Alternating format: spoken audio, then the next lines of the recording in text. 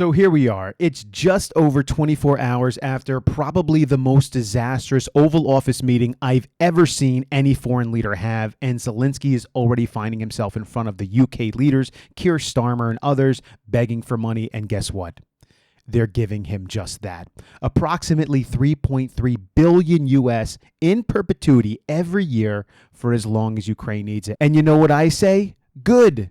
Good for the UK. Continue to fund this unending war, and any other European countries out there that want to continue to bleed their money away on this thing, good for you as well. Because as long as Trump is the president of the United States, we're going to opt for peace. The United States of America isn't going to give any more funding, money, military weapons, or anything like that to this pointless engagement because, let's be honest for just a moment, does anyone out there actually believe that Ukraine is really going to beat Russia in this thing?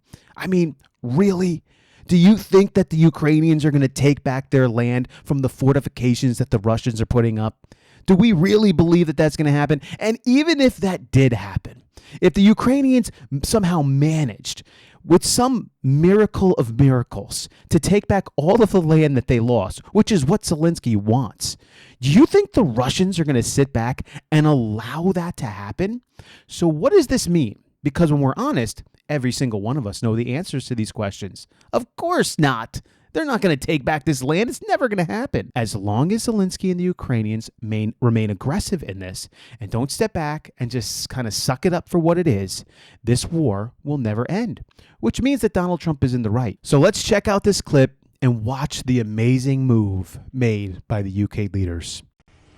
Let's start.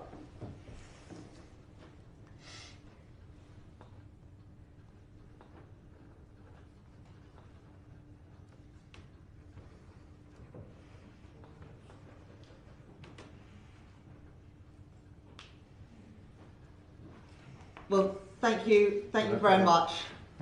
And that's our side of it. And in the next few days, the disbursements of money, we should be able to make those to Ukraine. I know that they are needed as quickly as possible. Thank you so much, Minister, for being able to join us today. Thank you. Thank you. Thank you very much.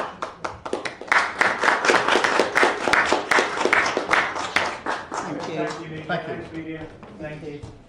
Does anyone from the UK, if you're watching, look at your leaders signing over this money and you feel good about it? The fact that your money is being used to be sent over to this unending war, I mean, more people are just going to die. They're just going to prolong this confrontation.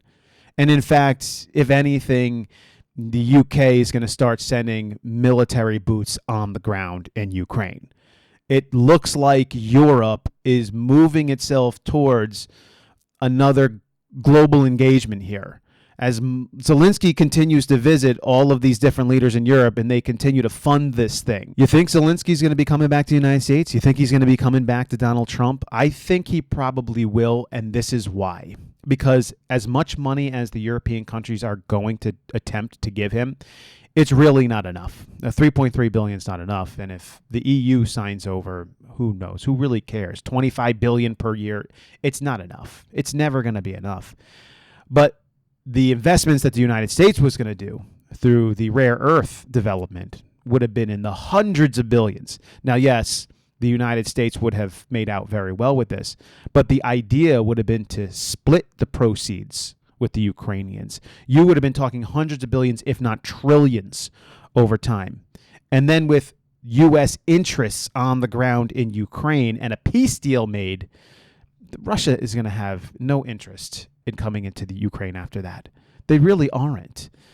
What a fool, Zelenskyy, and how foolish of these European leaders to continue this engagement. What do you all think about this? Leave your comments below. I'd love to hear from you all.